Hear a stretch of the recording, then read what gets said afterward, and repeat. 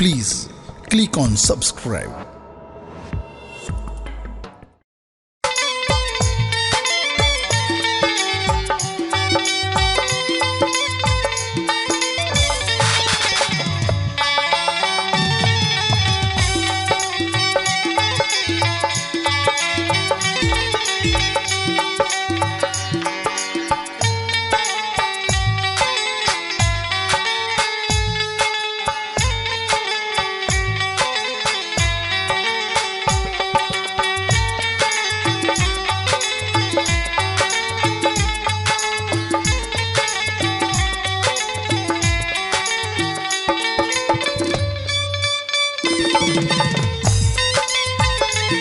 जय बाबा बैद्यनाथ।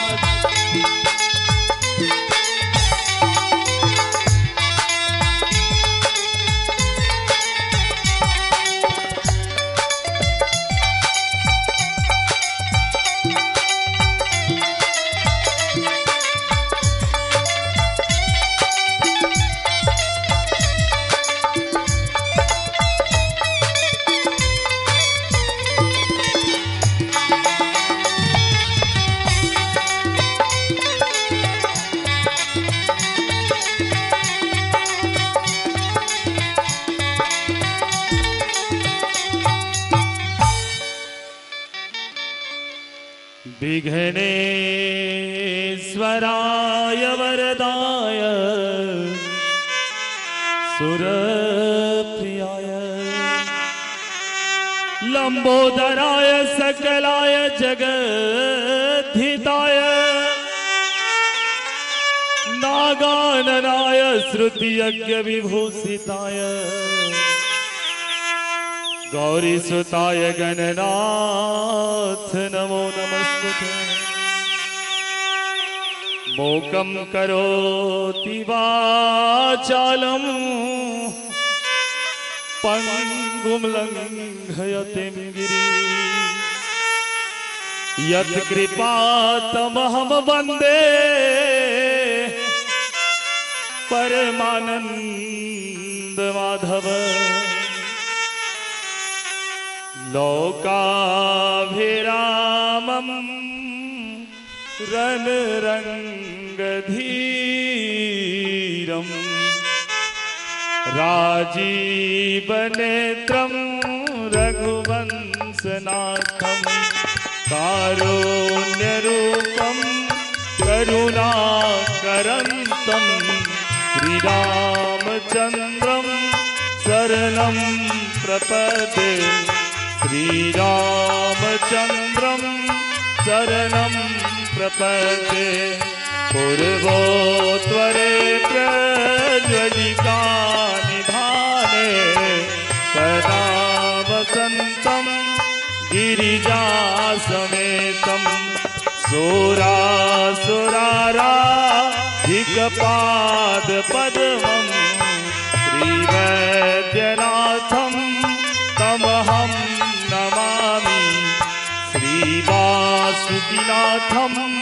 शरणं प्रपद्ये। मनोजवं मारुततुल्यवेगं जितेन्द्रियं धीमतां वरिष्ठं वातात्मजं वानरजोतमोक्ष्यं श्रीरामदूतं शरणं प्रपद्ये। श्रीरामदूतं शरणं प्रपद्ये। श्रीकृष्ण गोविंद हरे मुरारी हे नाथ नारायण वासुदेवा। हे नाथ नारायण वासुदेवा। हे नाथ नारायण वासुदेवा। हे नाथ नारायण वासुदेवा। जय जय श्री राधा रमन। जय जय नवल किशोर।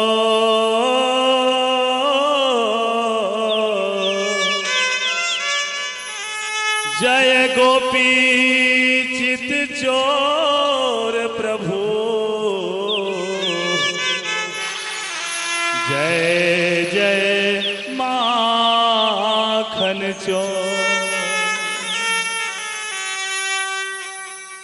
परम मंगलमय परापर अखिलेश्वर अकारण करुणा वर्णालय भक्त वांछा कल्पतरु तड़ी द्वितीय विनिंदित पीतांबरधारी श्री बाल कृष्ण लाल की बांगमयी प्रतिमूर्ति श्रीमद् भागवत महापुराण। प्यारे प्रभु प्रेमियों, बाबा का दरबार तो हमेशा खुला रहता है, लेकिन सावन में बाबा धाम का एक अलग महत्व होता है। लाखों कंवरिया आते हैं बाबा धाम में, जल चढ़ाते हैं, मन की मुरादें पाते हैं। शिव पुराण में बताया गया है कि बाबा के 12 ज्योतिर्लिंग हैं। पहला सोमनाथ सौराष्ट्र, केदारनाथ हिमालय, बैद्यनाथ चिताभूमि देवघर, मल्लिकार्जुन सेल पर्वत, महाकालेश्वर उज्जैन, भीमशंकर डाकिनी, घुसमेश्वर इलोरा, विशेश्वर वाराणसी, त्रिमेकेश्वर नासिक, ओमकारेश्वर मानधाता। ये 12 ज्योतिर्लिंग हैं बाबा के। लेकिन इन 12 ज्योतिर्लिंगों में ये मनोकामना लिंग बाबा वैद्यनाथ को ही बताया गया है, क्योंकि यहां शिव और शिवा दोनों विराजमान हैं। तरह तरह के भक्त बाबा के दरबार में आते हैं और बाबा के दरबार में आकर के अपनी आशा की झोली फैलाते हैं, लेकिन सबकी मनोकामना बाबा वैद्यनाथ पूरी करते हैं। मैं नंदलाल पांडे, जहां भी भागवत चर्चा होती है, राम कथा भागवत कथा ही मैं करता हूं, लेकिन इन बाबा के कृपा, बाबा वैद्यनाथ की कृपा से ही कुछ गा लेता हूं, कुछ बोल लेता हूं। तो आइए, अपना भजन है ये 12 ज्योतिर्लिंग का। तरह तरह के भजन आप लोग सुने होंगे, लेकिन एक ये 12 ज्योतिर्लिंग का नाम है इस भजन में। कहते हैं इस भजन को अगर एक बार कोई भी प्रातः उठकर नाम ले ले तो उसके सभी ग्रह शुद्ध हो जाते हैं। तो सभी ताली बजाकर एक बार ये 12 ज्योतिर्लिंग का नाम लेंगे, फिर भजन के साथ कथा प्रसंग में गाऊंगा। बोलिए बाबा वैद्यनाथ की, बोलिए बाबा वासुकीनाथ की। बड़ा सुंदर भजन है। कहते काशी विराजे बाबा विशेश्वर, हिमालय केदारनाथ, आई हो भोलेनाथ।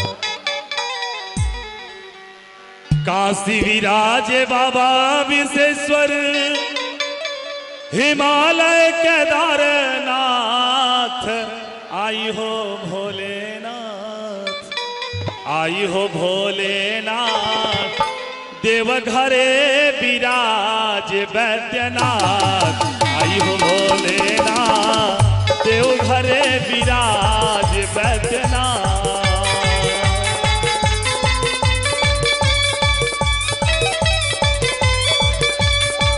जय भोले।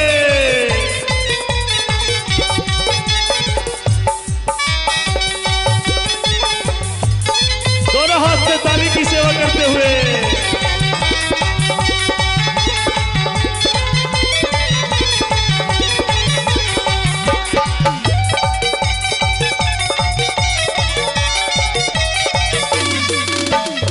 जय हो भोले।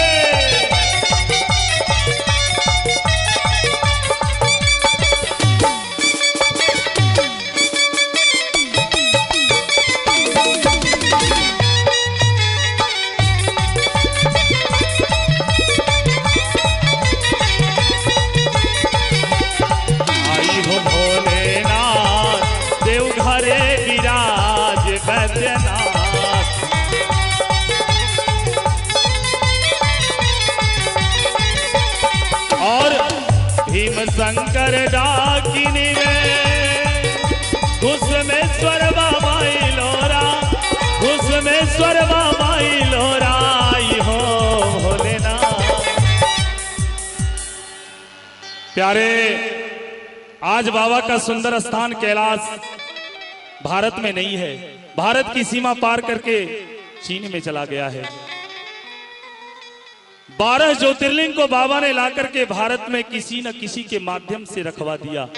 जैसे ये बाबा बैद्यनाथ का ज्योतिर्लिंग रावण ने लाकर इस चिताभूमि में स्थापित किया, राम जी ने रामेश्वर बनाया, इसी प्रकार किसी न किसी के माध्यम से कैलाश से बाबा ने सारे ज्योतिर्लिंग को लाकर भारत में रखवा दिया।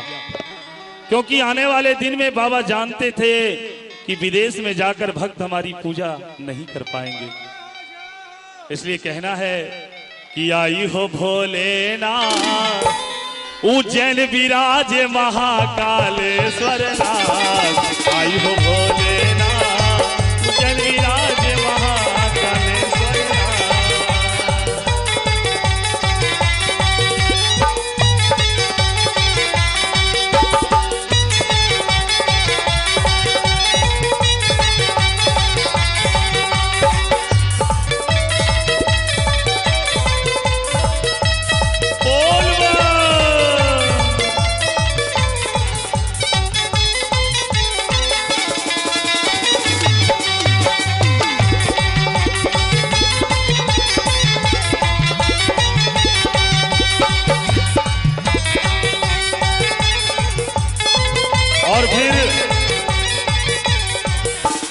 नासिक विराजे बाबा त्रिमेकेश्वर, सेतु बंध रामेश्वर आहे, अरे सेतु बंध रामेश्वर। आई हो भोलेनाथ, आई हो भोलेनाथ, दारू का वन में बाबा नागेश्वर नाथ। आई हो भोलेनाथ, दारू का वन में बाबा नागेश्वर नाथ।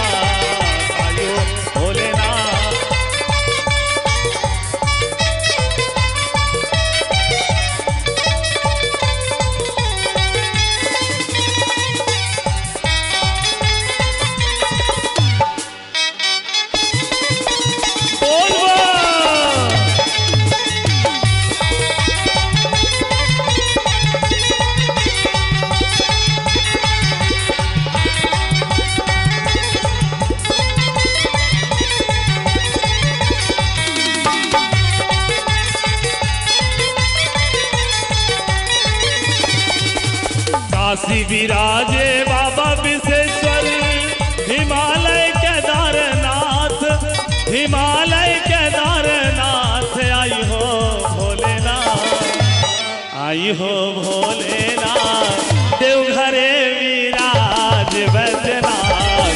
आई हो भोलेनाथ, देवघरे विराज बैद्यनाथ।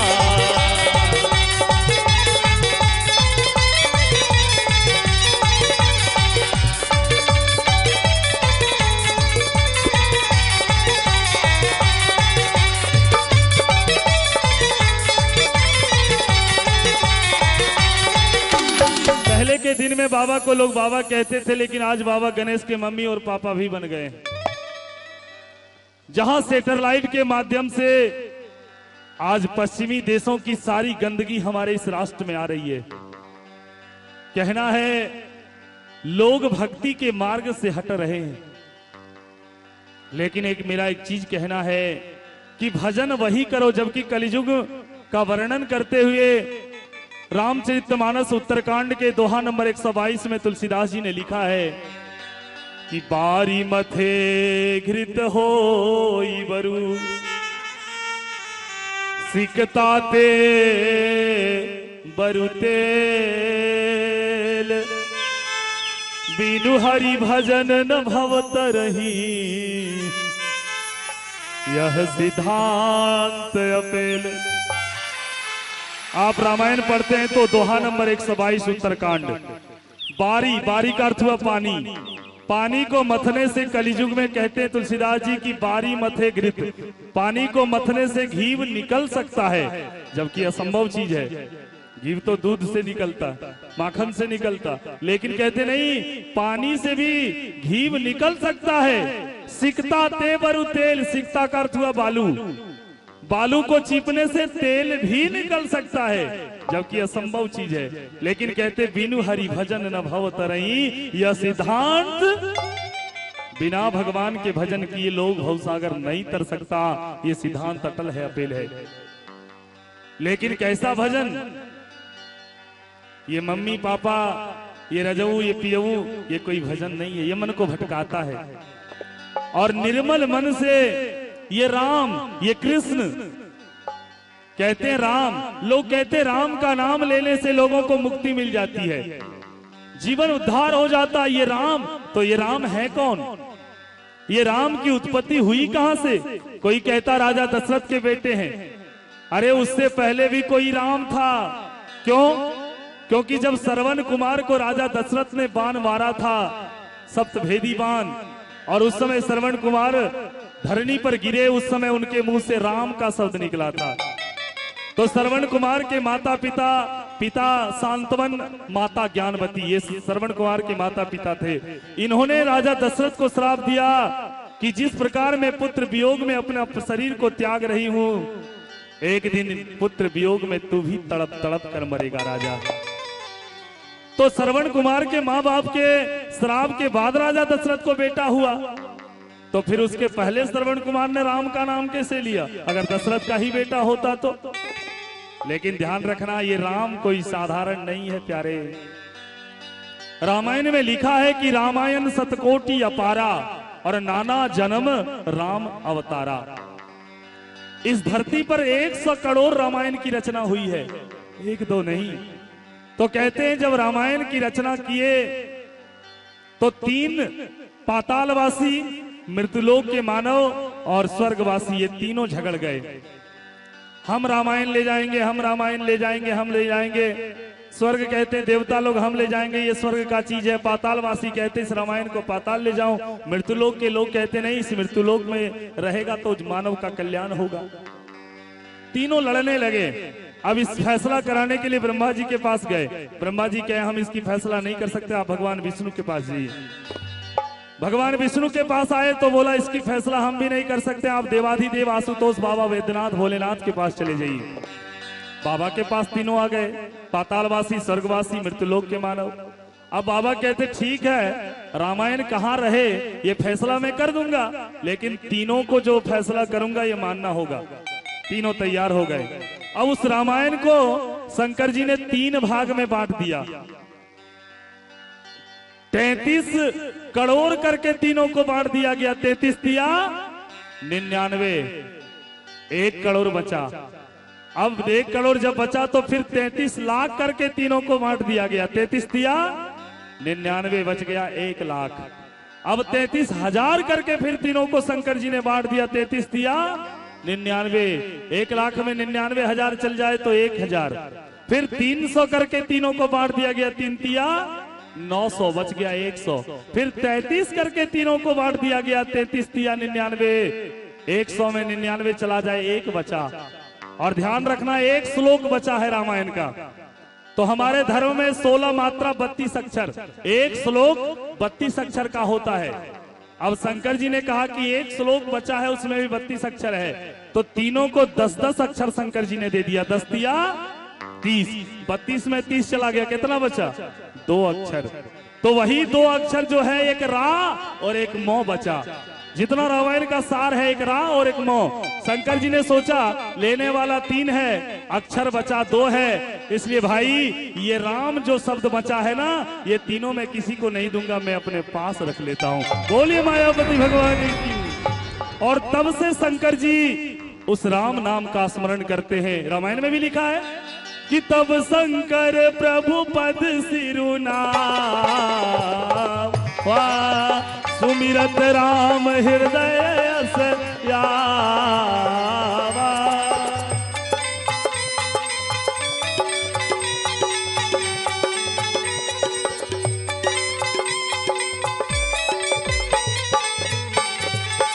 तब शंकर प्रभु पद सिरुनावा, सुमिरत राम हृदय यस आवा। जय भोले। और तब से उसी राम का जो शंकर जी गुरु मानते हैं, राम जी शंकर के गुरु हैं और राम जी शंकर को गुरु मानते हैं, ये दोनों में विनोद चलता रहता है। कहना है ये राम, ये कोई साधारण नहीं प्यारे, लेकिन राम का नाम लेने से लोग मुकरता है। लेकिन आजकल का भजन बाबा धाम आया है, गेरुआ रंग में पूरा रंग गया है, और पिया ड्राइवर हो धक धक, ये माया है। भगवान ने तो संसार में माया चला दिया है प्यारे।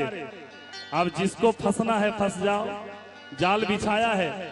और एक चीज ध्यान रखना, नित्य डांस, अनुचित भजन, ये सब माया का रूप है।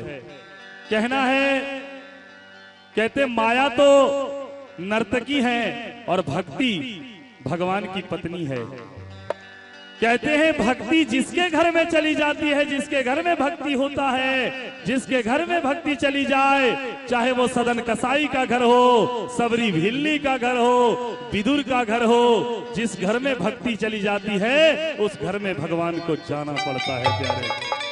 ध्यान रखना, जिस घर में भक्ति चली जाए उस घर में गोविंद को जाना पड़ता है, ये 100% है प्यारे। और भक्ति अगर होगा ना तो भक्ति माता के ही दो बेटा हैं, एक ज्ञान और एक वैराग्य। अगर भक्ति आ गया ना तो स्वतः संसार से वैराग्य भी हो जाएगा और ज्ञान अपने आप हृदय में प्रकट हो जाएगा प्यारे। ये अलग अलग प्रतिक्रियाएं नहीं है। भक्ति है पत्नी, भगवान है पति। भक्ति रूपी पत्नी अगर भगवान को सौंपोगे ना तो दो बेटा होगा, ज्ञान और वैराग्य। और जिसके घर में भक्ति आ जाए उसके घर में ज्ञान और वैराग्य की कमी नहीं रहती, क्योंकि वो उन्हीं के दोनों पुत्र हैं। इसलिए तरह तरह के बात तो संसार में है आज, लेकिन कहना है ये भारत है और यहाँ के भक्त में इतनी शक्ति है जो भगवान को भी अपने पास खींच लेते हैं। मैंने एक शास्त्र में पढ़ा था कि भगवान जब पूरे विश्व के पालन करता है तो उनका अवतार भारत में ही क्यों हुआ? कोई बता सकता है कि भगवान दूसरे देश में अवतार लिए हैं? कोई नहीं बता सकता। क्यों? क्योंकि भगवान के 24 अवतार हैं। पहला अवतार है भगवान का सनक सनंदन सनातन सनत कुमार, ये पहला अवतार, 4 भाई। दूसरा अवतार भगवान का वाराह, जिन्होंने हिरण्याक्ष को मारा। तीसरा अवतार नारद जी का। चौथा अवतार नर और नारायण का, जो बद्रीनाथ में तपस्या में लीन रहते। 5वां अवतार भगवान का है कपिल भगवान का। 6ठा दत्तात्रेय जी के, जो अनुसुईया के घर में पधारे। 7वां है यज्ञ भगवान, जो आकुति के घर में आए। 8वां हो गया ऋषभ देव जी, जो हमारे जैन भाई लोग प्रथम कीर्तन कर मानते हैं। 9वां हो गया पृथु महाराज। 10वां मत्स्य अवतार। 11वां कश्यप अवतार। तो 12वां धनवंतरी अवतार। 13वां मेरे प्रभु का मोहिनी अवतार। तो 14वां मेरे प्रभु का वामन अवतार। 15वां मेरे प्रभु का नरसिंह अवतार। तो 16वां परशुराम अवतार। 17वां वेद व्यास जी का अवतार। तो 18वां भगवान राम का अवतार। 19वां बलराम अवतार। तो 20वां कृष्ण अवतार। 21वां हरि अवतार। तो 22वां हंस अवतार। 23वां बुद्ध अवतार। तो 24वां होगा कल्की अवतार। बोलिए मायावती भगवान की। ये 24 अवतार हैं, लेकिन इन 24 अवतार में भगवान जब भी आए हैं इसी भारत भूमि में। दूसरे, हाँ जरूर भगवान भारत में अवतार लिए, लेकिन राक्षसों को जाकर विदेशों में मारे। ध्यान देना, राम जी ने अयोध्या में जन्म लिया, रावण को लंका में मारा। भगवान कृष्ण ने मथुरा में जन्म लिया, काल यवन को रूस में मारा। कहना है कि अभागे वो लोग हैं जो बच्चे को सुंदर शिक्षा नहीं सिखाते हैं और भारत की संस्कृति को छोड़कर अंग्रेजों के पाठ पढ़ाते हैं। बाबा की भक्ति करने वाला कभी अकाल मृत्यु नहीं मरता। किसी कवि ने बड़ा सुंदर भाव दिया है कि अकाल मृत्यु वो मरे,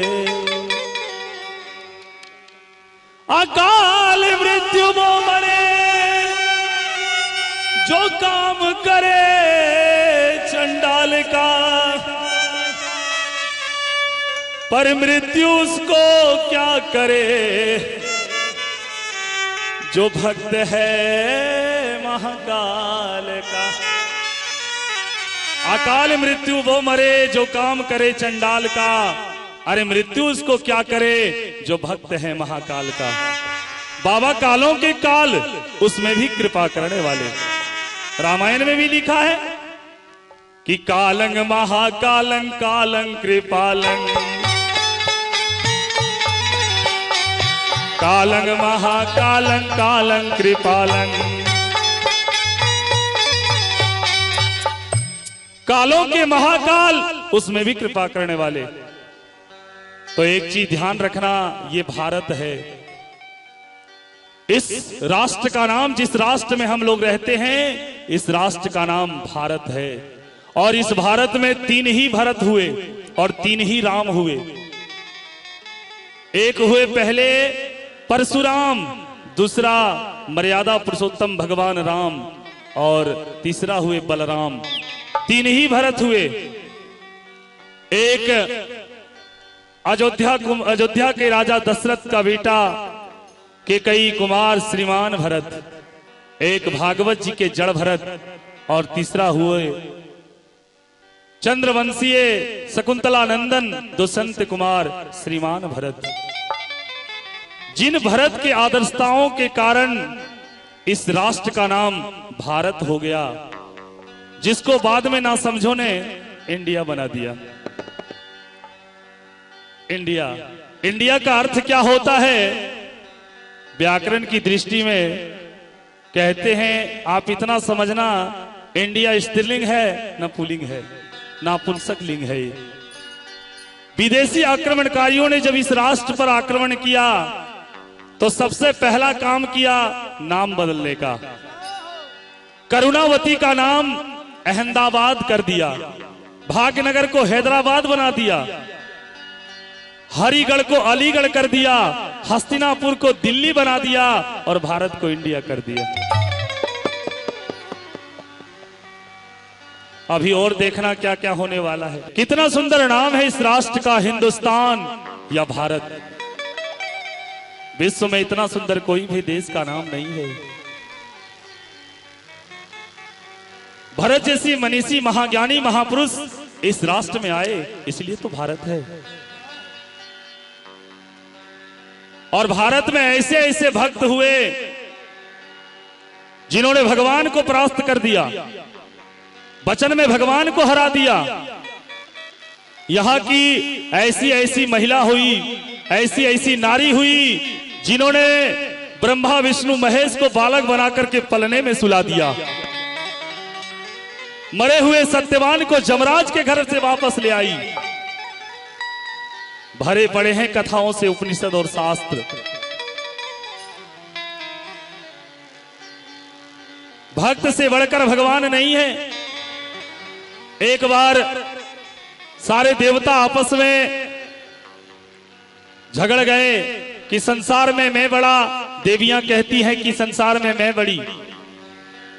सबसे पहले मैया धरती कहती है कि जगत में मैं बड़ी हूं, क्योंकि पूरे संसार का भार मेरे ऊपर है।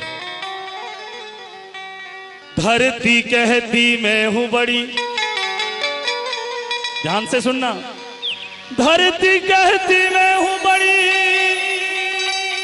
लियो जगत का भार।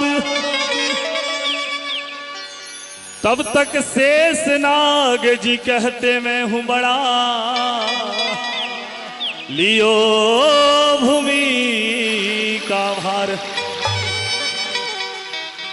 धरती कहती है मैं बड़ी हूं क्योंकि पूरे संसार का भार मेरे ऊपर।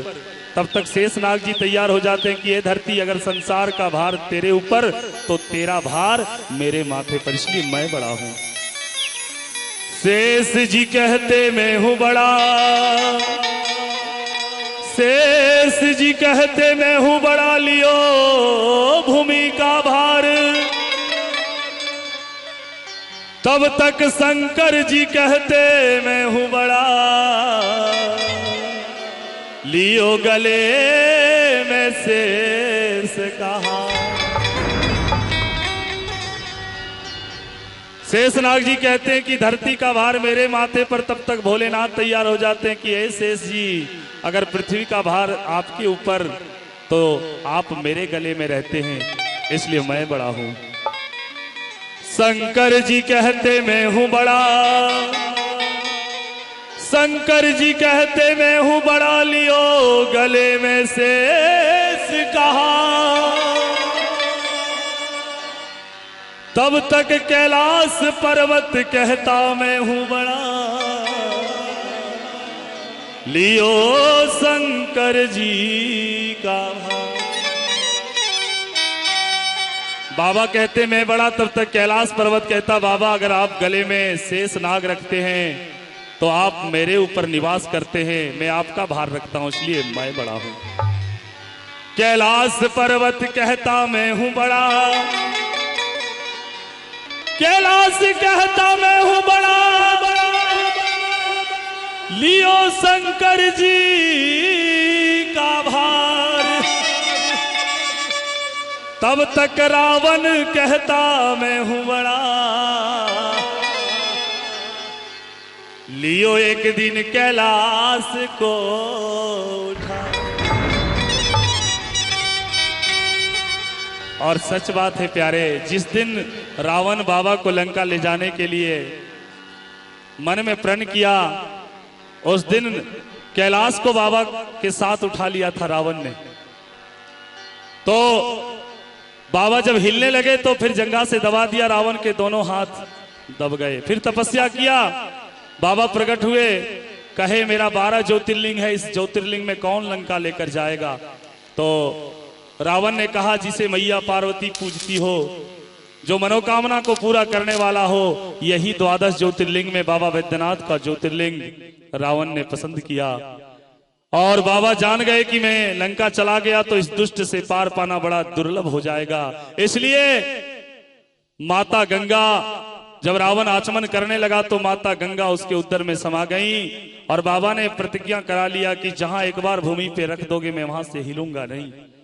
और ला करके इसी चिता भूमि में एक बेजू नाम के ग्वाला को हाथ में देकर जब लघुशंका गया तो भारी पड़ने लगा और उस बेजू नाम के ग्वाला ने पृथ्वी पर शिवलिंग को रखकर उस दिन, मेरा कहने का तात्पर्य है कि उस दिन रावण कैलाश को उठा लिया था।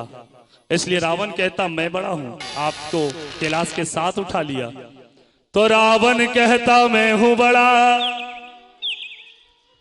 रावण कहता मैं हूं बड़ा, एक दिन लियो कैलाश को उठा। तब तक बाली कहता मैं हूं बड़ा, लियो रावण कांख तले दबा।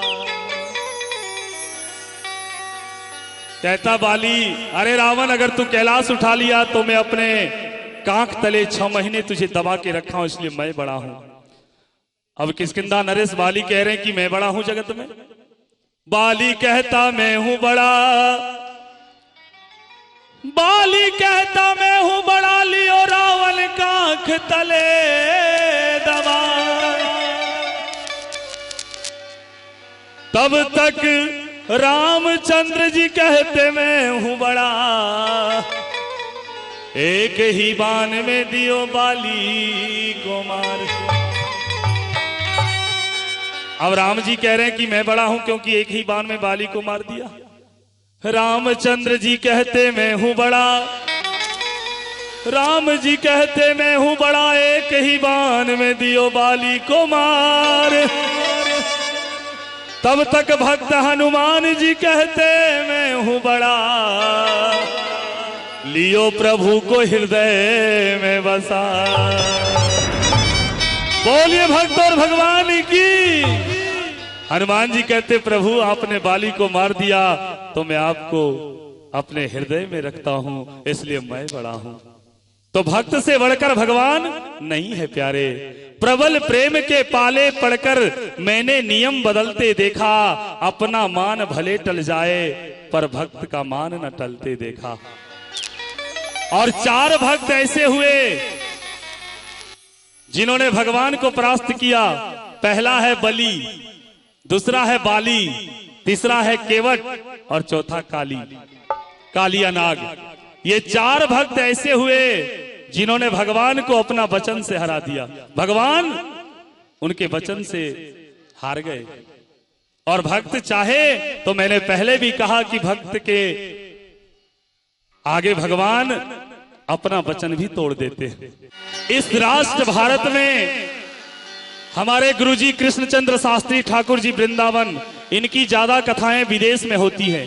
एक बार गुरुजी हमारे कथा कहने के लिए जब विदेश गए तो उनसे पूछा किसी सज्जनों ने कि गुरुजी आपने तो कई देशों में कथा की है, सबसे सुंदर लोग आपको कहाँ के लगे?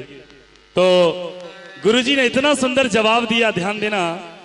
कहा कि जब मैं इंग्लैंड और अमेरिका जाता हूं कथा करने के लिए तो ऐसा लगता है कि घड़ा बनाने वाले ने घड़ा बनाया और जब उसको पका रहा था सो 70% ही पक्का था, कच्चा बाहर कर लिया। ऐसे देखने में इंग्लैंड और अमेरिका के लोग लगते, पूर्ण तरह से पक नहीं पाया था, 70% ही पका था। और ऐसे लोग इंग्लैंड और अमेरिका के हैं। और जब वेस्ट इंडीज साउथ अफ्रीका के लोगों को देखता हूं तो ऐसा लगता है कि घड़ा बनाने वाले ने घड़ा बनाया और जब पका रहा था सो आंच तेज हो गई, ज्यादा पक गया सो काला हो गया भैया। और जितना सेंटीग्रेड में पकना चाहिए उतने तो हमारे भारत के ही लोग हैं। 100% में जो पकना चाहिए हमारे भारत के ही लोग हैं। तो जिसकी इतनी सुंदर रचना, आहा, कोयल जब बोलती है तो लगती है गले में मिश्री घुल गई। आपने मोर को देखा है, कितना सुंदर पेंटिंग किया, कितना मॉडल बनाता है। और जब भी वो बनाता है अलग मॉडल तैयार करता है। एक मॉडल का दो आदमी नहीं मिलेगा, उसके पास इतना सांचा है कि जब भी वो बनाता है तो अलग मॉडल बनाता है। रेंगने वाला सांप, उड़ने वाला सांप, घोड़ा पछाड़ सांप, कितना मॉडल बनाता है। तो थोड़ा चिंतन करना कि जिसकी रचना इतनी सुंदर है वो स्वयं कितना सुंदर होगा।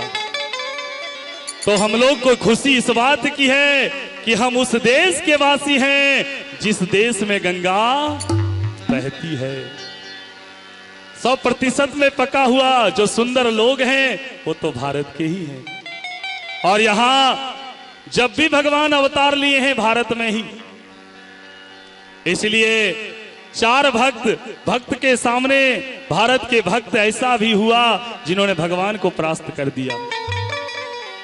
तो एक भक्त की कथा मैं बता रहा हूं, लेकिन एक सुंदर बात मैं बता देना चाहता हूं। ये 4 भक्त मैंने कहा ना, बलि, बाली, केवट और काली। केवट तो इतना सुंदर भक्त हुआ जब भगवान राम को 14 वर्ष के लिए वनवास मिला।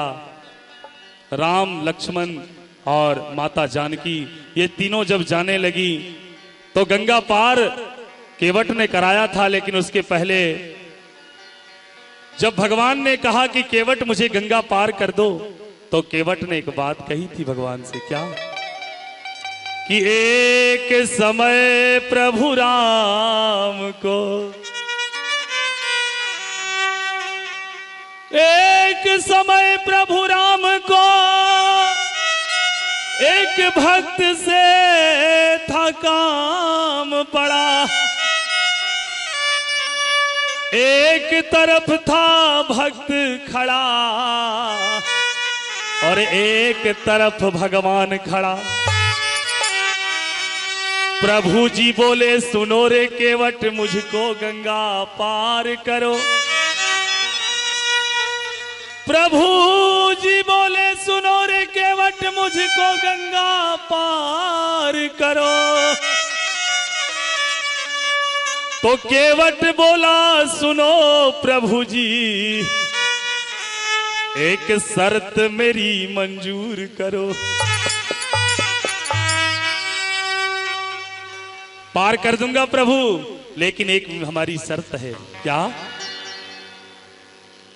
आपकी मरम में जानता हूं। देखिए इतनी बड़ी बात केवट कह रहा है, जिनके मरम ब्रह्मा, विष्णु, महेश, वेद, पुराण, आगम, निगम नहीं जानता, एक नाव चलाने वाला केवट कहता है मैं आपकी मरम को जानता हूं।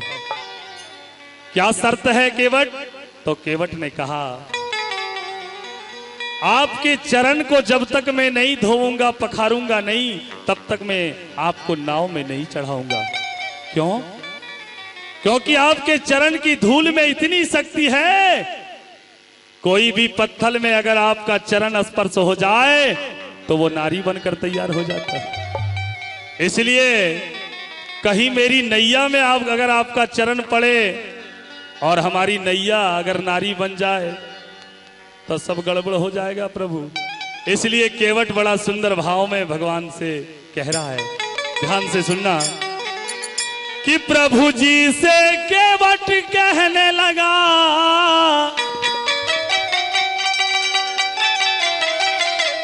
प्रभु जी से केवट कहने लगा, भरी भाव में संवरिया, बिन धोए चरण न चढ़ाऊंगा तुझे नाव में संवरिया, बिन धोए चरण न चढ़ाऊंगा तुझे नाव में संवरिया।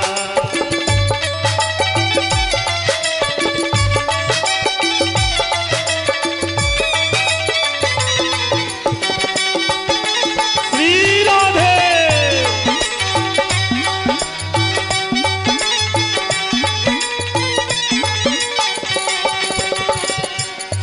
प्रभु जी से केवट कहने लगा, प्रभु जी से केवट कहने लगा, भरी भाव में संवरिया, बिन धोए चरण न चढ़ाऊंगा तुझे नाव में संवरिया।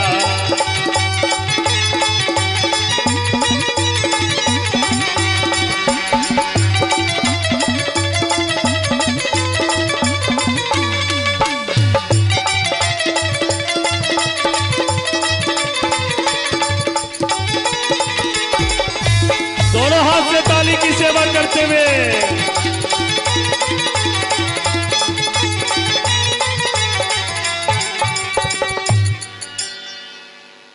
कहना है कि जब तक मैं चरण धोकर चरणामृत नहीं लूंगा, मैं आपको नाव में नहीं बिठाऊंगा।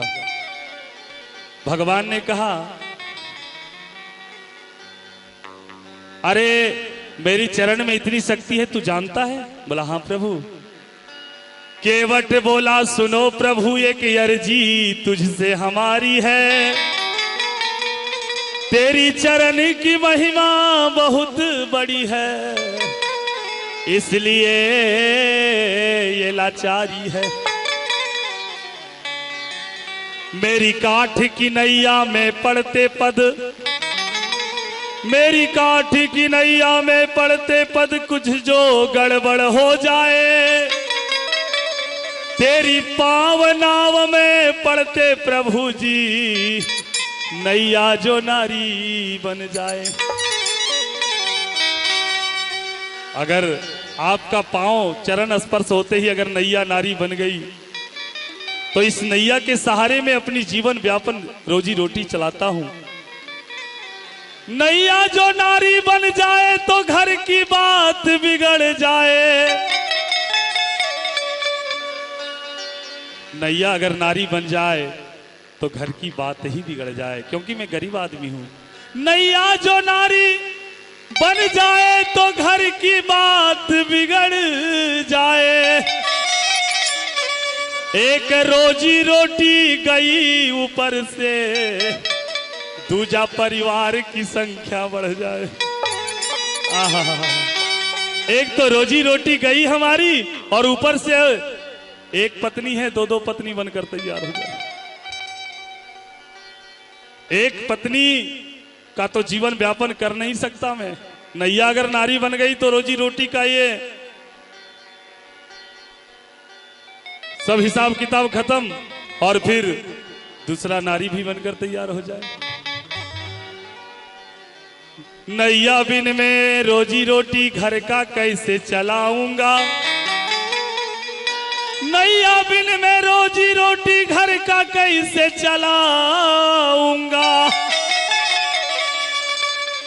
एक नारी को खिला न सकता, दो दो को कैसे खिलाऊंगा। एक नारी का जीवन व्यापन तो मैं बच्चे से कर नहीं पाता, अगर नैया भी नारी बन जाए तो दो दो नारी का रोजी रोटी कैसे चलाऊंगा। इसीलिए कर जोर के कहता हूं, इसीलिए कर जोर के कहता हूं, भरी भाव में संवरिया, बिन धोए चरण न चढ़ाऊंगा तुझे नाव मैं संवरिया।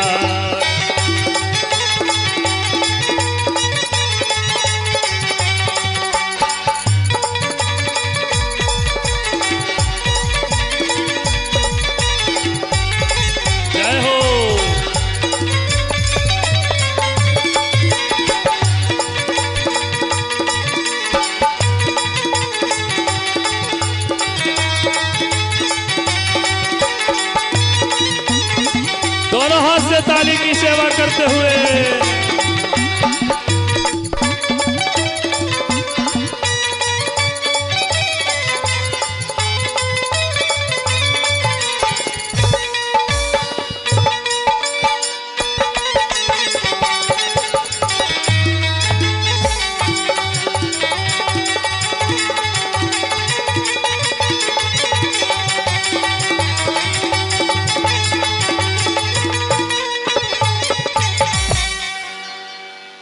प्यारे, कितनी बड़ी बात केवट कह रहा है।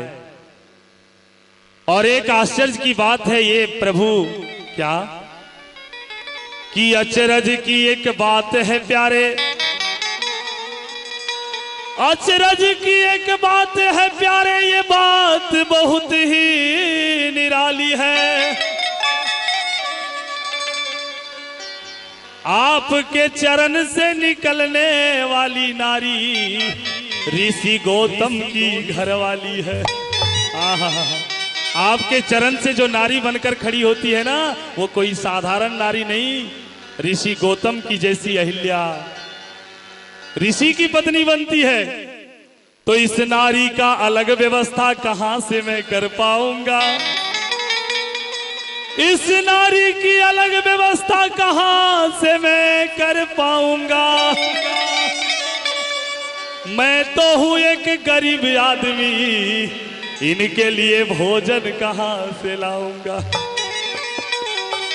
जब ऋषि मुनि की पत्नी होगी तो उनका तो भोजन थोड़ा अच्छा होना चाहिए, फल मूल होना चाहिए, माखन मलाई होना चाहिए। तो इस नारी की अलग व्यवस्था कहां से कर पाऊंगा मैं।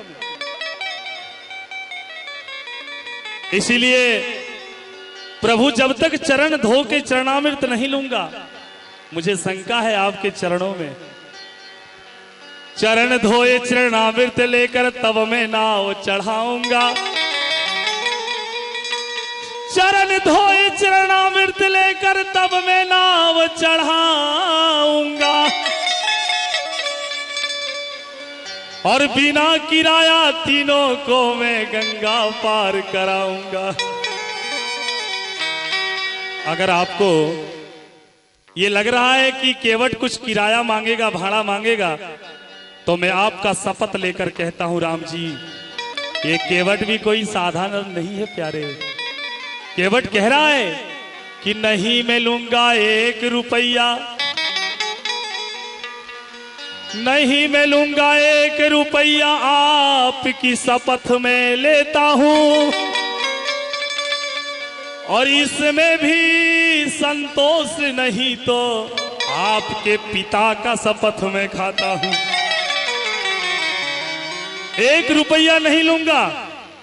अगर आपको शंका है तो आपकी शपथ में ले रहा हूं, और अगर आपको उसमें भी आपको विश्वास नहीं तो आपके पिता राजा दशरथ का मैं शपथ खाता हूं।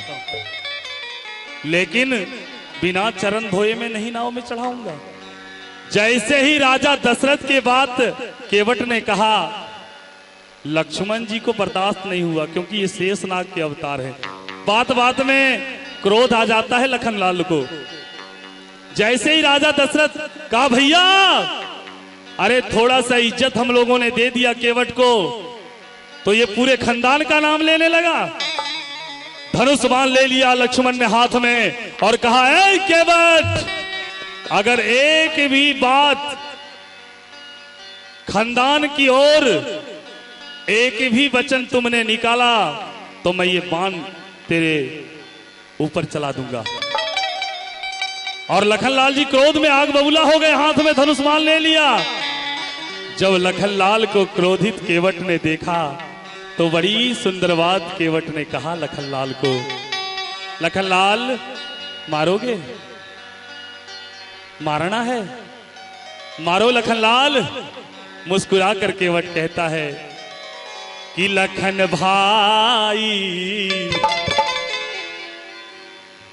केवट भाई लखन से बोले मुस्काई, केवट भाई लखन से बोले मुस्काई। जय हो, दोनों हाथ से ताली की सेवा करते हुए।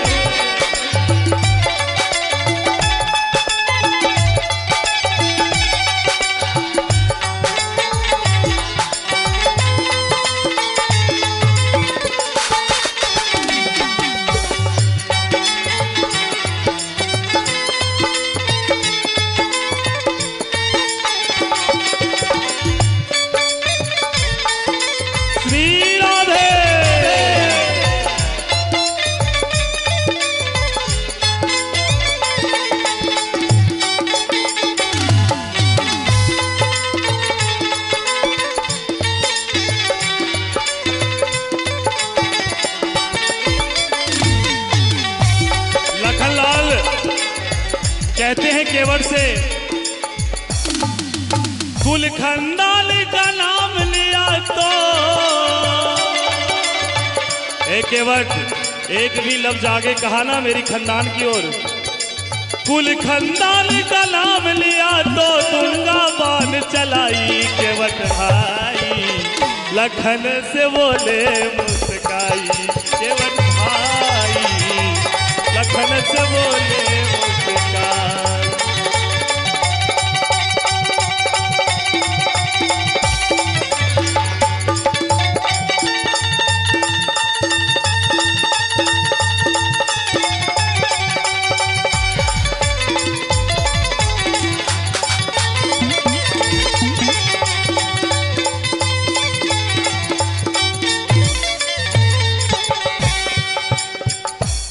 जब लखनलाल धनुष्मान लेकर केवट की ओर इशारा करता है कि एक भी लफ्ज खानदान की ओर कहा तो बाण चला दूंगा, तो केवट बड़ा सुंदर वचन बोलता है और कहता है कि मारिए लखनलाल। आज जो ये केवट मनुष्य में बनकर आया हूं ना, ये आपका ही देन है। कैसे? मैंने कैसे मानव तुझे बना दिया? तो पूर्व जन्म की याद केवट दिला रहा। देखिए केवट कितना अनुभवी है, कितना जानकार है। सही कहा है कि मैं आपके मर्म को जानता हूं। कहते सुनिए लखनलाल, ये जो मनुष्य का चोला मिला है ना, ये आपका है, आपने ही मुझे दिया है। कैसे? तो केवट याद दिला रहा है लखनलाल को कि एक समय की बात लखन जी, एक समय की बात लखन जी मैं आपको आज बताता हूं। कछुआ से क्यों बना मैं मानव, इस कथा को याद दिलाता हूं। प्रेमी सज्जनों, ये केवट जो था ना, अगले जन्म में कछुआ था और लखनलाल जी शेषनाग के अवतार। तो भगवान श्री हरि विष्णु क्षीर सागर में शेष जी पर विश्राम कर रहे थे। तो ये केवट जो था ना, सो कछुआ के रूप में जब ये केवट अगले पूर्व जन्म में था और ये भगवान के चरण को छूने के लिए जब भगवान के पास गया, तो लखनलाल जो शेषनाग के अवतार है, शेष जी ने कछुआ को चरण छूने नहीं दिया। आज वही बात केवट कह रहा है कि क्षीर सागर में शेषनाग पर हरि ने था निवास किया। क्षीर सागर में शेषनाग पर हरि ने था निवास किया।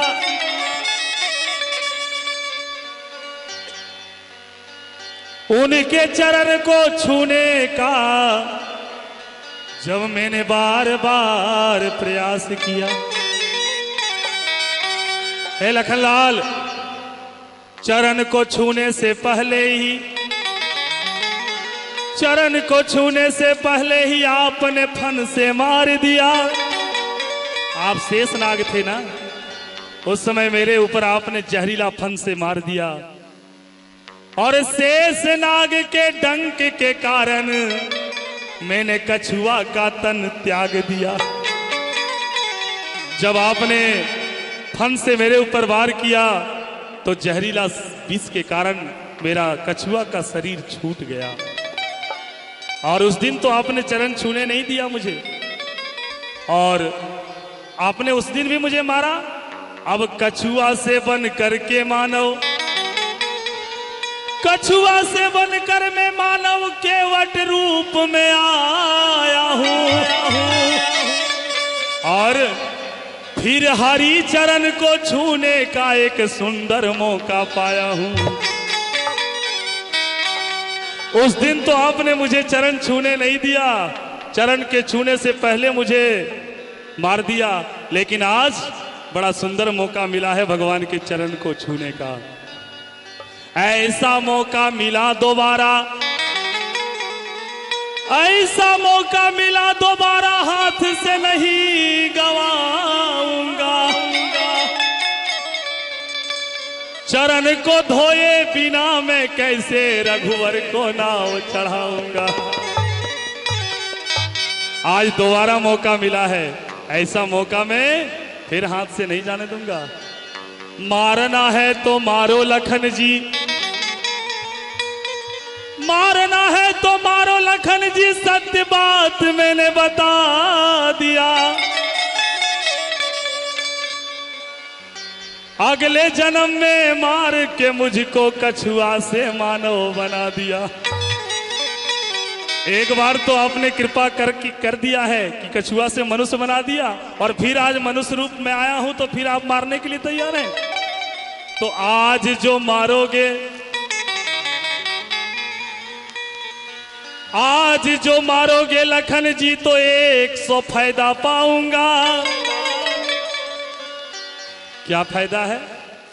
केवट कह रहा है कि आज अगर आपने उस दिन कछुआ से मारकर मुझे मनुष्य बना दिया और आज मनुष्य के रूप में फिर आप मुझे मारना चाहते हैं, तो आज अगर आप मारोगे लखन जी तो 100 फायदा पाऊंगा। जब कछुआ से बन गया मैं मानव तो अब की मानव से देवता में बन जाऊंगा। जब कछुआ से मनुष्य बन सकता तो इस मनुष्य से अब की देवता में बन जाऊंगा। इसीलिए कर जोर के कहता हूं, इसीलिए कर जोर के कहता हूं, भरी भाव में सवरिया बिन धोए चरण न चढ़ाऊंगा तुझे नाव में सवरिया।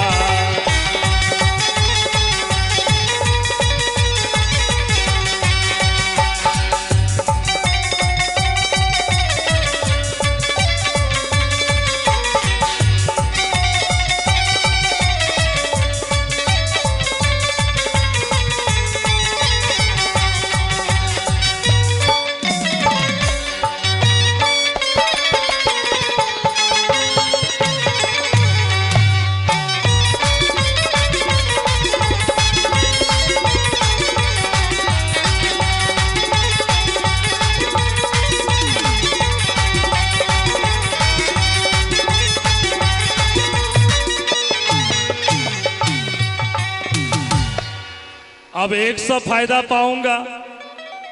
क्या फायदा है? तो देखिए कितना सुंदर बात केवट कहता है कि आपने मुझे मार दिया, मानिए मैं तो मर जाऊंगा, मेरी पत्नी आएगी और आकर आपके चरणों में गिर जाएंगी, प्रभु के चरणों में गिर जाएंगी। और जब आपने मुझे मार दिया, आकर के मेरी पत्नी आपके चरणों में रो रो करके बेहाल हो जाएगी, तो कुछ ना कुछ आशीर्वाद तो पत्नी को देना ही पड़ेगा प्रभु को। पहला आशीर्वाद, पहला फल। दूसरा, मेरा तो बेटा बेटी कोई है नहीं, लखनलाल आप मारोगे तो मेरा मुंह अग्नि संस्कार कौन करेगा? मुखार अग्नि कौन देगा? तुमने मारा है तो मेरा दाह संस्कार कौन करेगा? तुम्हें ही करना होगा। और फिर गांव घर के लोग कहेंगे कि तुमने मारा है तो कंधा लगा करके शमशान घाट कौन ले जाएगा? और भगवान ने अगर मेरे लाश पर कंधा लगा दिया, भगवान जिसको कंधा पर उठा ले उसको दुनिया में कौन गिरा सकता है? लखनलाल है। लखनलाल सोचने लगे कि अगर मैंने इसको मार दिया, ये मर गया, भैया ने तो वनवास ले रखा है, ये तो गांव जाएंगे नहीं। अगर कंधा लगाने की बारी आएगी तो भैया हमें कहेंगे कि तुम ही कंधा लगा लो, तो भैया मारकर इसके चिता में जो जलाने ले जाने के समय कंधा लगाना होगा। इससे अच्छा इसको मारना ही नहीं है भैया। चलो चलो ठीक है, चरण को दो। अब केवट कहता है कि नहीं नहीं, कोई भी शुभ कार्य किया जाए तो अकेले नहीं करना, इतनी जल्दी नहीं। कोई भी काज अगर हो, पूजा पाठ, तो पत्नी को साथ लेकर होता है। मैं अपनी पत्नी को बुला कर लाऊंगा और पत्नी के साथ आपका चरण धोऊंगा प्रभु। आहा, लक्ष्मण जी कहते हैं कि भैया थोड़ा सा इज्जत दे दिया इस केवट को तो पृथ्वी कपार पर ले लेगा ये। नहीं, पत्नी को बुलाएगा, पूरा खानदान को बुलाएगा ये केवट। भगवान कहते ठीक है जाओ, क्योंकि भारत की नारी जो है ये अर्धांगिनी है। आजकल के कुछ भाई लोग कहते हैं कि पुराने जमाने में लोग पढ़ाते नहीं थे, पुराने जमाने माता लोग अशिक्षित रहती थी। तुम पुराने जमाने की बात करते हो कि अंग्रेजी जमाने की? पुराने जमाने का मतलब ये नहीं, पुराने जमाने का मतलब है प्राचीन भारत। जिस समय भारत में महिलाएं बहुत शिक्षित होती थी, चारों वेद छहों शास्त्र का अध्ययन होता था। क्या गार्गी, क्या अनुसुईया, क्या मदारसा, कथा उपनिषद से भरे पड़े हैं। 50,000 स्त्रियों का नाम मैं बताऊंगा, लेकिन आजकल के लोग कहते पुराने जमाने में पढ़ाते नहीं थे। अरे पुराने जमाने का मतलब ये नहीं, भारत के माथे पर कलंक कालिक मुस्लिम प्रशासन नहीं, अंग्रेजी शासन नहीं। पुराने जमाने का मतलब है प्राचीन भारत, वैदिक भारत। ये माता लोग अशिक्षित कब से रहने लगी? जब से मुस्लिम आकांताओं ने इस राष्ट्र पर आक्रमण किया, जी भर के इसको लूटा, और उनकी कुदृष्टि, उनकी कामपूर्ण दृष्टि, उनकी कुत्सित वृत्ति जब हमारे भारत की नारियों के ऊपर पड़ने लगी। ध्यान रखना, ये जो घूंघट माता लोग लेती है ना, ये हमारी भारतीय परंपरा संस्कृति नहीं है।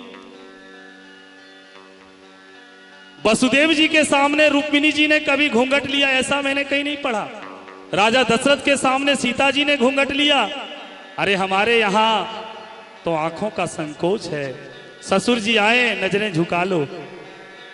ये घूंघट, ये हमारी प्रथा नहीं है। ये प्रथा तो तब से लगा जब मुस्लिम आकांताओं ने इस राष्ट्र को जी भर के लूटा, और उनकी कुदृष्टि जब भारत के नारियों पर पड़ने लगी, तो उस दुष्टों से बचने के लिए भारत की माता अपना मुख ढकना प्रारंभ कर दिया।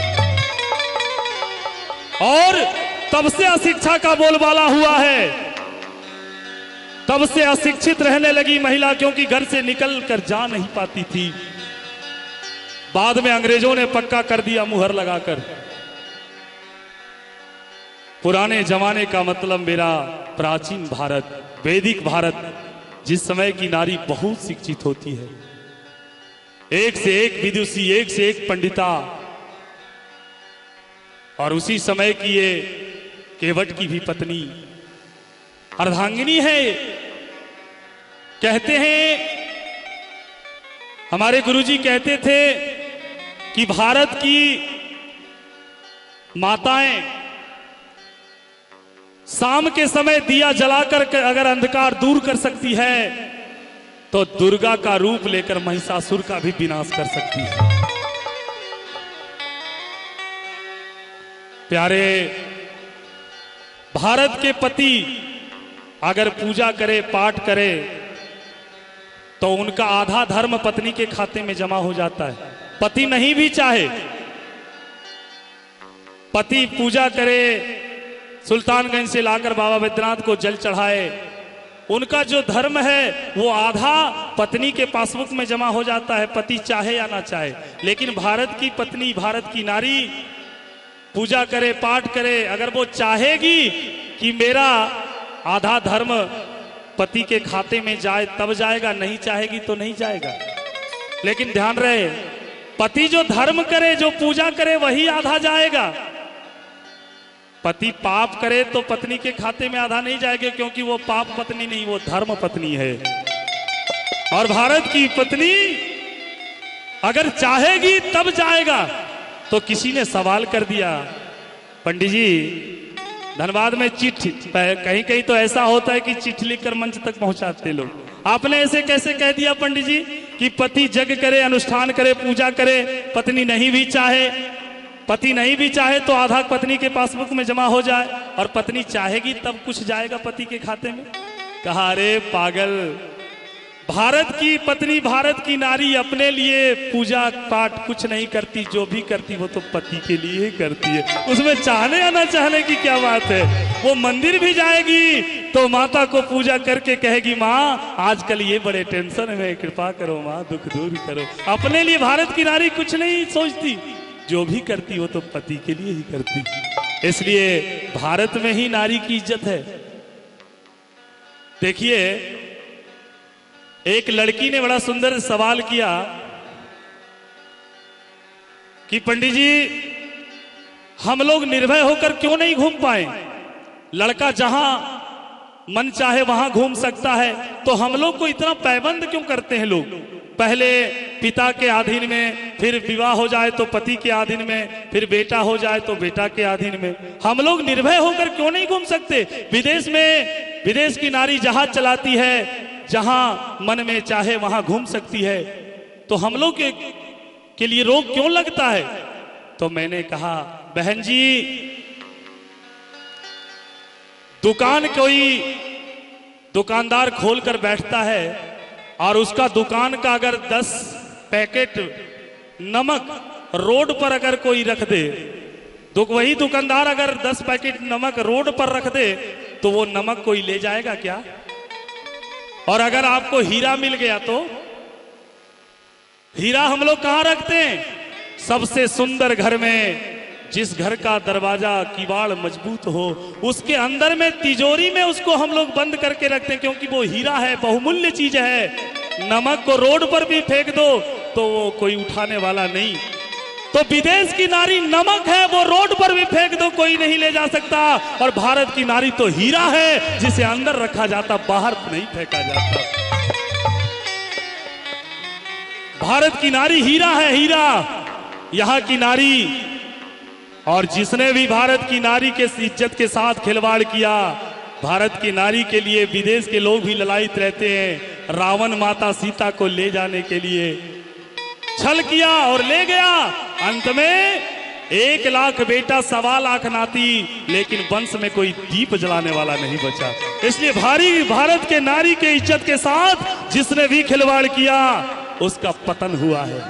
इसलिए भारत की नारी हीरा है, उसको अंदर में रखा जाता है, वो घूंघट में रही जाती है, उसको बाहर हम लोग नहीं फेंकते। विदेश की नारी तो नमक है, कोई फेंक भी दे तो उठा के नहीं ले जाए। और पति ने, राम लक्ष्मण ने छोड़ दिया सीता को तो रावण ले गया। ले गया तो क्या, फिर पतन तो रावण का ही हुआ न भैया। बोलिए मायापति भगवान की। इसलिए आए कथा में हम लोग एक बार ताली बजाकर प्रेम से बाबा का गुणगान कर लेंगे, फिर कथा में चलेंगे। बोलिए बाबा बैद्यनाथ की। बाबा के चरणों में समर्पण हो जाओ कि बाबा मैं आपका हूं, और कहो बाबा से कि अब ना रहब बाबा, अब ना ही रहब बाबा, कलिजुग संसार में हमरा के ले चला आपन दरबार में, हमरा के ले चला आपन दरबार में।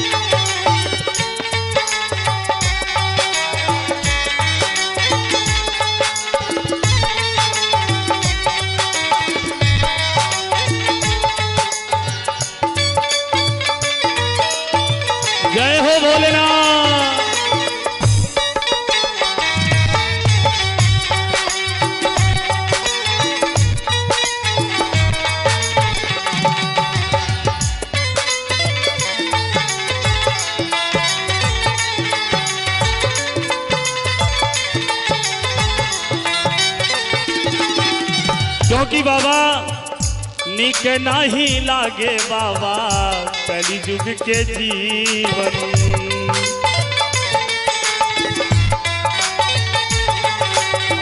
कलिजुग के हवा पानी बड़ी हो भयावन।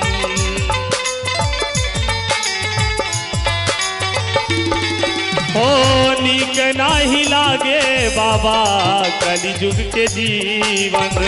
कलिजुग के हवा पानी बड़ी हो भयावन। हाँ तेरी तो भक्ति झलकता, तेरी तो भक्ति झलकता भक्त नंदलाल में। हमरा के ले चला अपन दरबार में। हमरा के ले चला अपन दरबार में।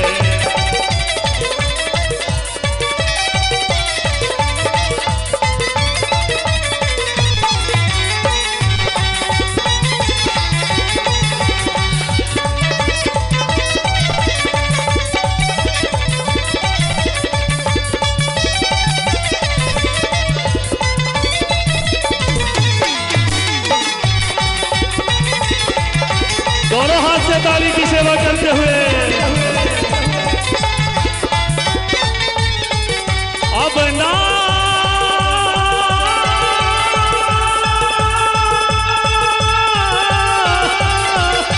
रहा बाबा, अब ना रहा बाबा, अब नहीं रहा बाबा कलिजुग संसार में। हमरा के ले चला अपन दरबार में।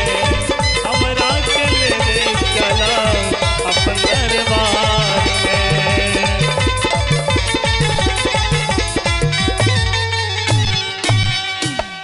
बोलिए बाबा बैद्यनाथ की। प्यारे आए कथा में केवट ने कहा मैं अपनी पत्नी को बुला करके आपके चरण पखारूंगा प्रभु। ठीक है जाओ।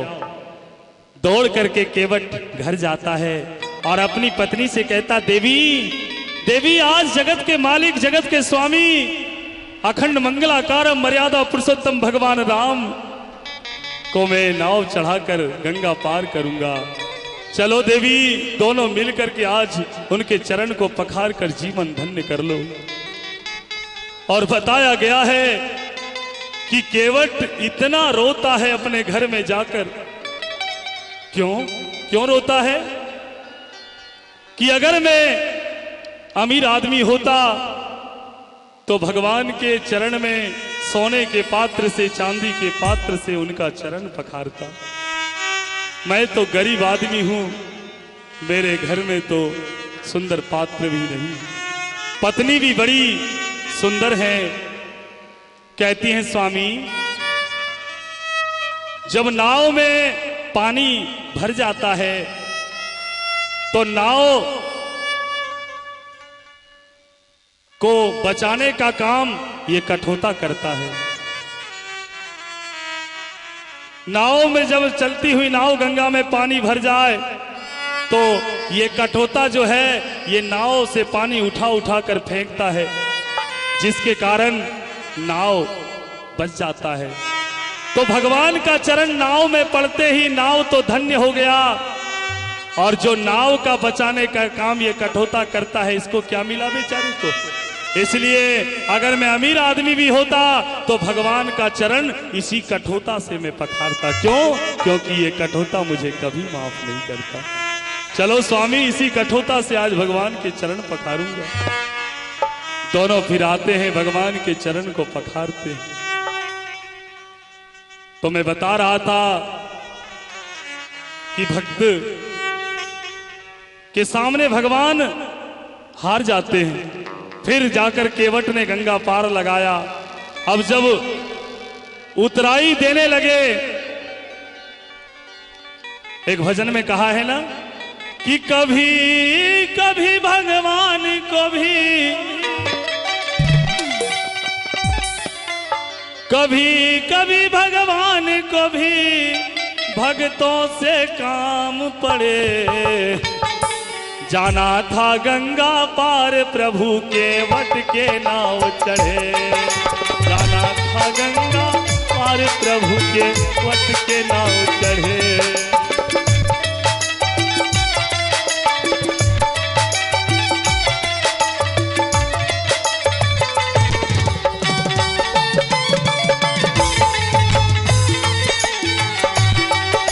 जाना था गंगा पार प्रभु के वट के नाव चढ़े।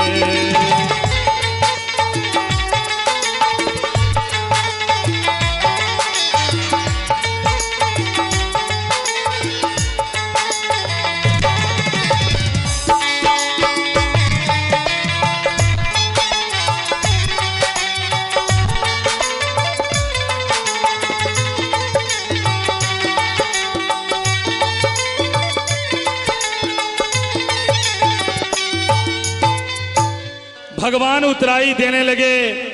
ये लो केवट। सीता जी अपने हाथों की अंगूठी उतारकर भगवान को दी और भगवान केवट को देने लगे। ये लो केवट। दोनों हाथ जोड़ करके केवट कहता है, क्षमा करना प्रभु, मैंने पहले ही आपका और आपके पिताजी का शपथ ले लिया हूं कि मैं आपसे उतराई नहीं लूंगा। भगवान ने जिद किया तो केवट कहता, नहीं प्रभु, मैं गरीब हूं लेकिन वचन का पक्का हूं। तो लक्ष्मण जी ने फिर डांट कर केवट को कहा, अरे ले लो ना भाई, भैया दे रहे हैं तो तुम ले भी नहीं सकता। तो केवट ने फिर कहा कि लखनलाल, दो जाति के बीच में आप तीसरा मत बोलिए। फिर लखनलाल जी क्रोधित हो गए, हैं भैया मेरे केवट है क्या? अरे ये तो छत्री है। तो राम जी ने कहा, लखन केवट सही कहता है, हम दोनों केवट और हम दोनों एक जाति के हैं। कैसे?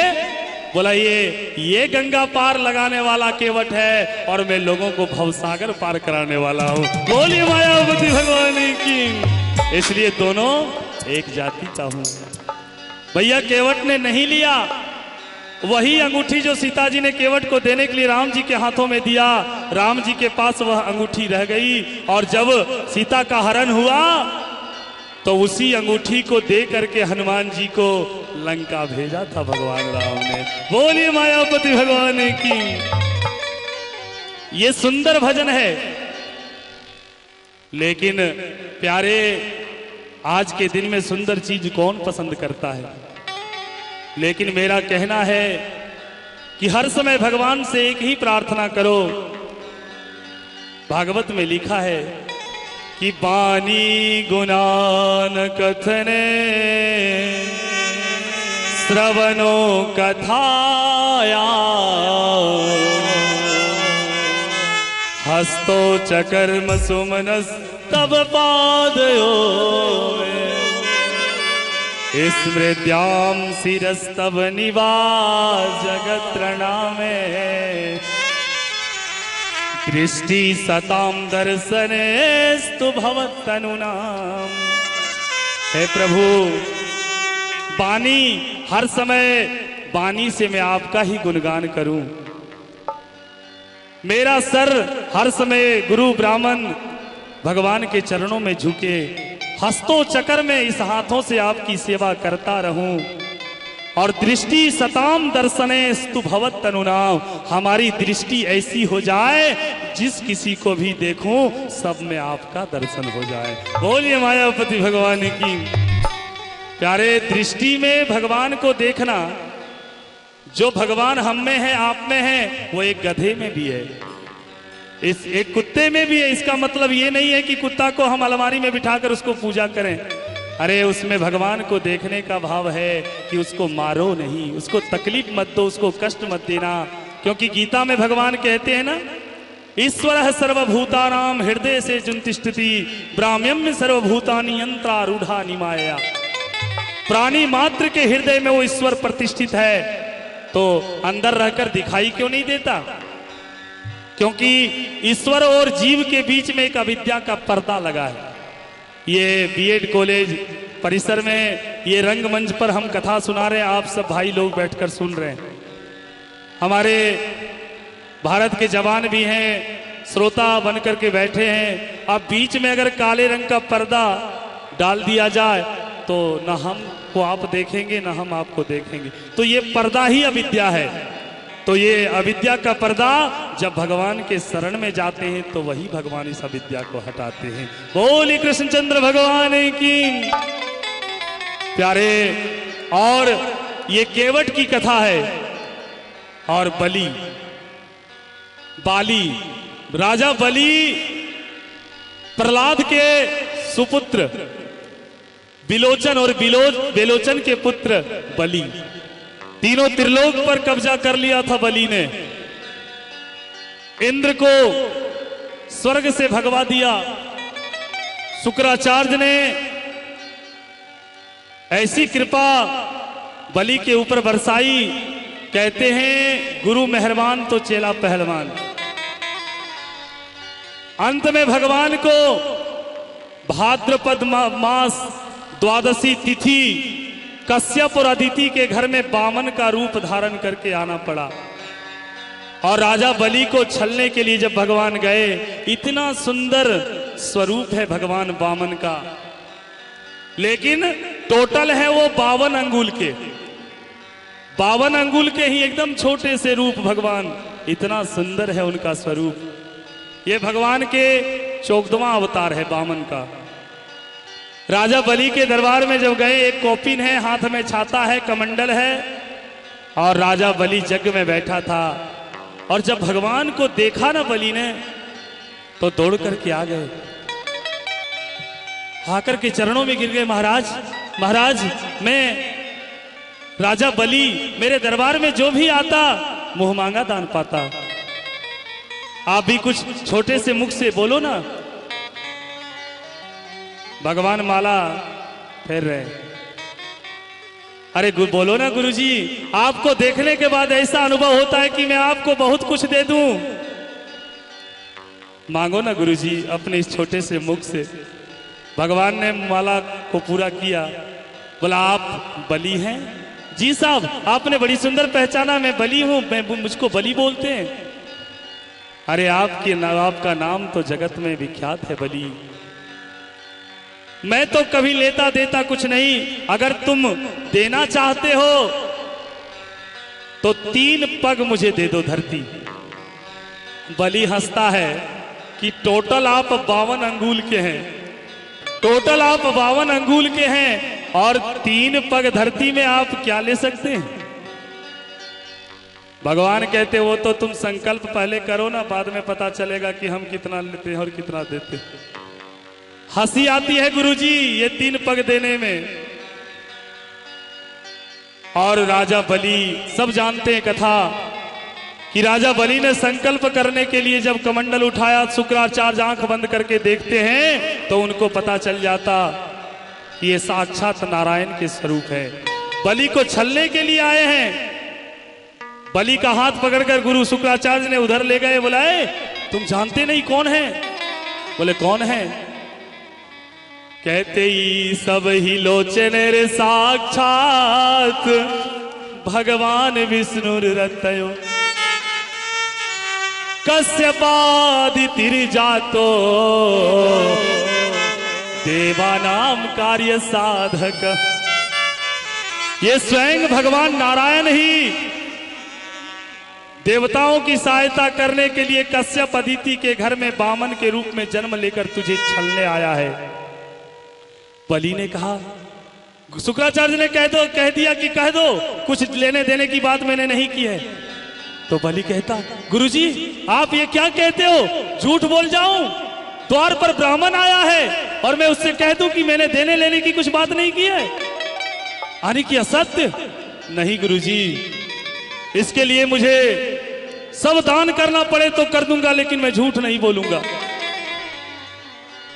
तो बलि जब संकल्प कराने के लिए जल कमंडल से लेने के लिए तैयार हुए, तो विष्णु पुराण में ऐसी कथा आती है कि शुक्राचार्य नली में जाकर बैठ गए, कमंडल के नली में, और भगवान ने देखा कि जल गिर ही नहीं रहा है, तो एक कुंसा को लेकर के और उस कुंसा से उस छेदा में दे दिया, जिससे शुक्राचार्य की एक आंखें फूट गई। बोलिए मायापति भगवान की। क्यों? क्योंकि गुरु वही होता है जो सबको एक दृष्टि से देखे। दो दृष्टि वाला गुरु अच्छा नहीं होता। इसलिए भगवान शुक्राचार्य ने देखा कि ये दो दृष्टि करता है, इसलिए एक दृष्टि भगवान ने उसकी फोड़ दी। प्यारे, और भगवान ने 3 पग में, एक पग में तो पूरा ब्रह्मांड। और जब भगवान का पहला चरण ब्रह्मांड गया तो बताया गया है कि भगवान ब्रह्मा ने उनके चरण को धो करके जो जल कमंडल में रखा वही तो माता गंगा है, जिसको बाद में भागीरथ जी ने इस धरती पर लाया। दूसरा चरण में ही पूरा दुनिया नाप लिया, एक चरण के लिए कुछ भी नहीं बचा। तो बलि से भगवान ने कहा कि तूने 3 पग का संकल्प लिया था और 2 ही में पूरा समाप्त हो गया, अब एक पग कहां रखूं? तो बलि ने उस समय भगवान से कहा, एक चीज बताना प्रभु, कि धन बड़ा या धनवान बड़ा? तो भगवान ने कहा, नहीं, धन से धनवान बहुत बड़ा होता।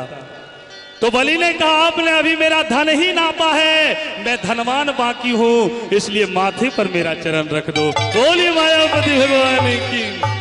प्यारे,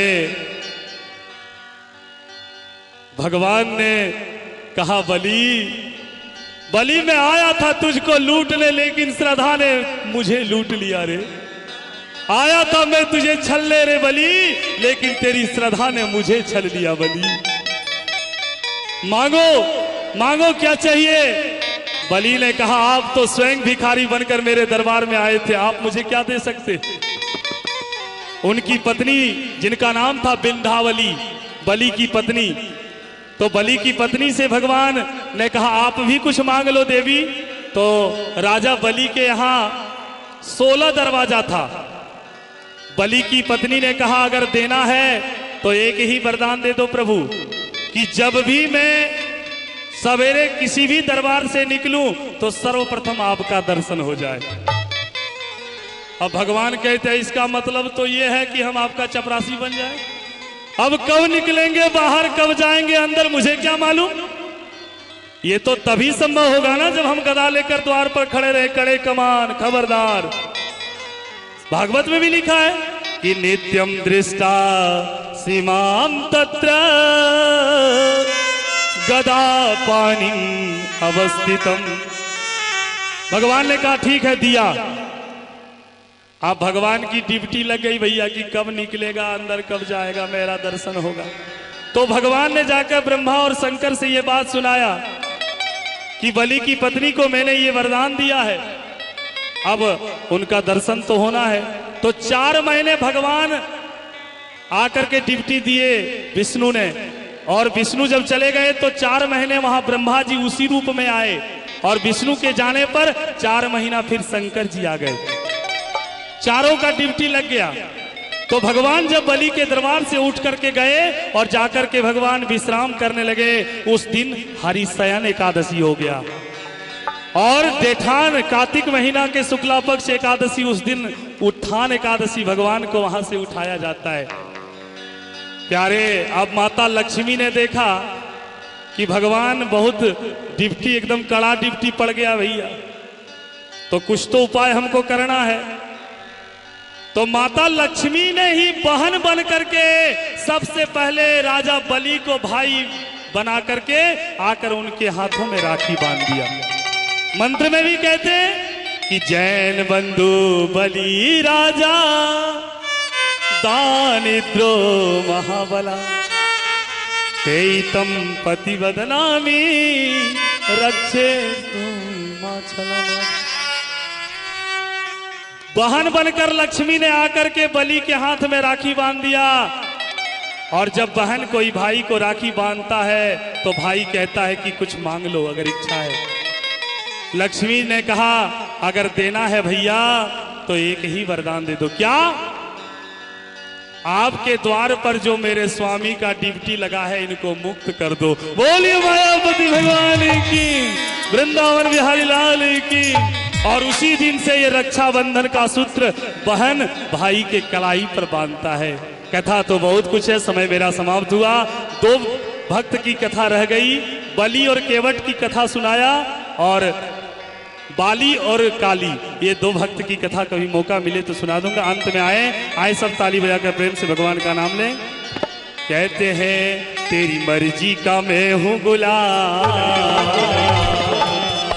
तेरी मर्जी का मैं हूँ गुलाम, हो मेरे अलबेले राम।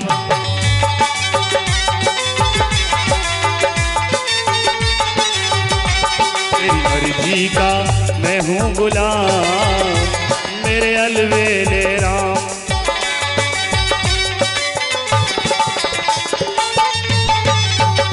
मेरे अलबेले राम, मेरे अलबेले राम, मेरे अलबेले राम, मेरे अलबेले राम। तेरी मर्जी का, तेरी मर्जी का मैं हूँ गुलाम, वो मेरे अलबेले राम।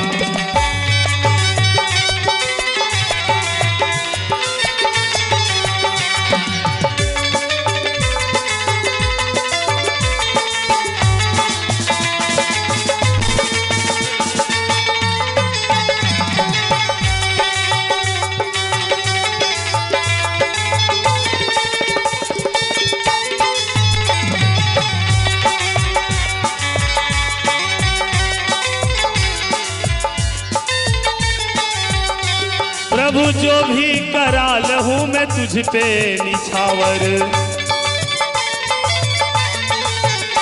प्रभु ये धन ये दौलत जो भी दिया है सब तो आपका है, तेरा तुझको अर्पण क्या लागे मेरा। प्रभु जो भी करा लहूं मैं तुझ पे निछावर। प्रभु जो भी करा लहूं मैं तुझ पे निछावर। और मेरी दौलत हुआ तेरा नाम, मेरी दौलत हुआ तेरा नाम, ओ मेरे अलबेले राम। हुआ तेरा नाम, मेरे अलबेले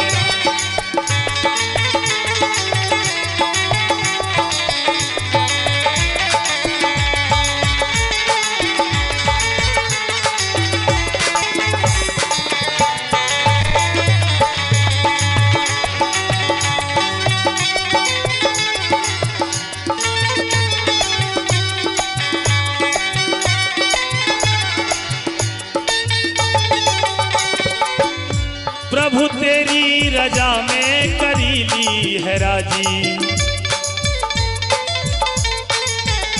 प्रभु तेरी रजा में करीली है राजी। आपके चरणों में आ गया हूँ रघुवर, अब जैसे मन में आए आपको सजाया इनाम दो। प्रभु तेरी रजा में करीली है राजी।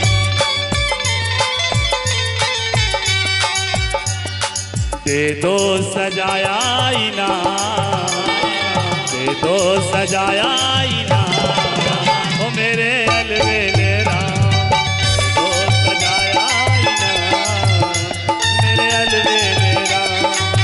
जी का मैं हूँ गुलाम, मेरे अलबेले राम।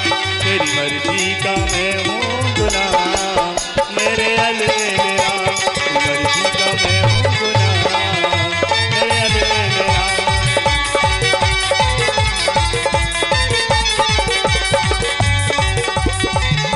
कथा इतने भय सुनी अबीर हनुमान।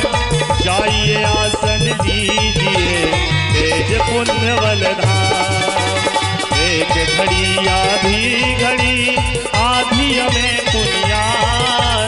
तुलसी संगत साधु की हरे कोटि अपराध। बाजा बाजे गह गहे भरद्वाज के पास। सुर नर मुनि सब गृह गए तब वो गए बाबा।